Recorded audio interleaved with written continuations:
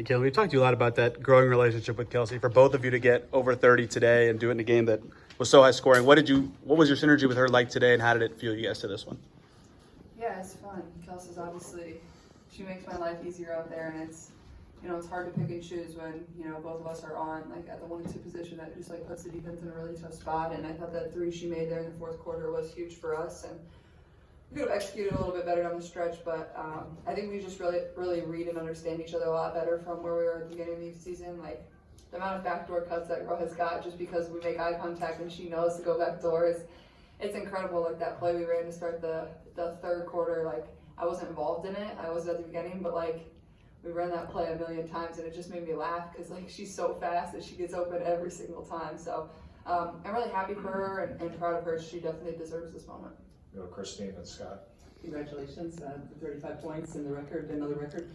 It seemed like there was a lot of back and forth. You guys, like Sheldon, you guys go way back, right? So there seemed to be some chatter back and forth. Is this the kind of game you enjoy playing, even though it's right to the end and you want to put them away? But it seemed like you were really kind of mostly like loving the fight as well as loving obviously the scoring. Yeah, it's definitely fun. And obviously, I've gone against JC for quite a while now in my career. Every year I was at Iowa, she was really good at Ohio State, so I'm pretty familiar with her game and what she's about. And I think she's had a really good year for the Wings. And she just like kind of takes what they give you. She's always consistent. She's always going to step up to the plate and guard whoever she needs to guard. And happy for her. But yeah, I thought the game was really fun. Obviously, once we got it to 8, I wish we could have kept that a little bit better. We didn't execute really in the half court as well, and when they started throwing some traps at us, we didn't respond to it great. So I think just executing that last minute and a half a little bit better, where we don't have to like just go to the free throw line and make a bunch of free throws. I thought we were great at that, but you want to get to the point where you don't have to rely on that too. So I definitely love this type of game. Very high scoring, but our defense can be a lot better too. Scott and Matt. Is there a specific reason maybe you came into this game a little bit more loose, a little bit more free, and then I think we saw that then on the court? I mean, I think I was just excited to play. Anytime you get the opportunity to get out there and go play, and knowing this was our last regular season one at home, it's fun, it's on the weekend, it's an afternoon game, like those are just better. So I don't know, I mean, once I had that first 3 go in and I made a couple after that, my shot felt pretty good, and honestly, like, I felt like I should have made 8 tonight. I got a couple tough rolls, like, I just seemed to not be able to get over the hump of, like, really getting hot. Like, I know I was 6 for 14, and that's pretty good, but, like, I still feel like there was a couple there that was just like, how's that not going? So, but yeah, I think just playing loose and also knowing that you've had success prior to, against this team in our first 2 matchups with them, I think that just brings you confidence as a player, and I thought we were really good last time we played in Dallas. But we've honestly struggled to guard this team, and I think it just speaks to their offensive firepower that they had, like Enrique and Sabali's really good, and then we obviously struggled to guard their post players for at least 3 quarters, so thought we could improve in that area. Matt and Sabrina in the third row. Yeah, Caitlin, you get the rookie record, you get a career high. It's a tense game from start to finish. Friday, you acknowledged keeping your emotions in check. So I guess in a tense game like this, tense environment, I guess where does your mind, your competitiveness go when, occasionally teammates, kind of have to come in and redirect you away from the refs? Well, I didn't think they were going to give me a technical at any point tonight. I would have been really sad for people in Washington, D.C. I didn't want to do that. I tried my best. But my teammates do a really good job of that. They think I'm funny. They think it's funny. So, and then Aaliyah is the one that ends up with a technical. That's the best part about it all. Like, she's the one babysitting me, and then somehow she ends up with a technical. And she didn't really do anything. She was just standing there. So that's what was funny to me. But I think I did a better job. I still thought there was like a couple moments there where I could have been a little bit better.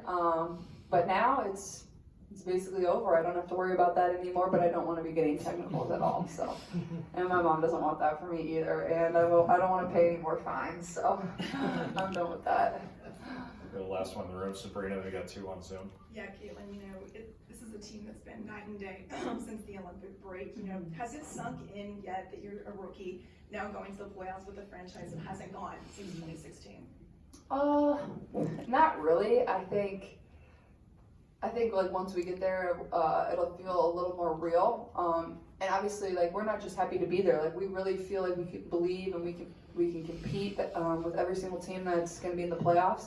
Obviously, the only team we didn't beat this year were the Aces, and I think the way it's going to work out, the only way we would see them would be in the finals. And that would have been another huge accomplishment for our group if we were able to beat them once. I think it has been since 2010, since we beat every single team in our league. So it's just another thing to work for next year. But I think we have confidence in the fact that, you know, whoever our first round matchup is, we have beat that team before. That doesn't mean they're not really talented and really skilled, but that does give you a little bit of confidence going into those games. So, but I think, you know, you go into the Washington game, we still expect to win that too, and we know that Washington's going to be fighting for that last playoff spot too. So, you know, our goal has been one at a time. I thought we've done a really good job of that, but at the same time, everybody definitely is excited for the playoffs. We haven't been there since 2016, so we're going to do everything we can to try to get it back here so our fans can, you know, cheer us on and have a little taste of playoff basketball as well. Last two on Zoom. DJ then Mike. DJ, go ahead. Caitlin, great game. Two questions. You have behind the back dribble leading with a pass to Lexi and a hockey assist to Dantas, and you also had an assist to Kelsey late and Dantas. Can you speak to what it means to trust your teammates in these high pressure moments? And how did you develop your court vision? Wow. I don't know. I think it just comes with playing basketball for a really long time, and I've always played the point guard spot. And like I said, I think last time we played, like, I've always been a huge fan of basketball. I've always watched it. I've always, you know, loved playing it. I think that's the best way to learn is to practice, to watch it, to just be around it all the time. I think that's where my IQ of the game comes from. But at the same time, like I've said, I feel like our team has built great chemistry of understanding where each other's going to be.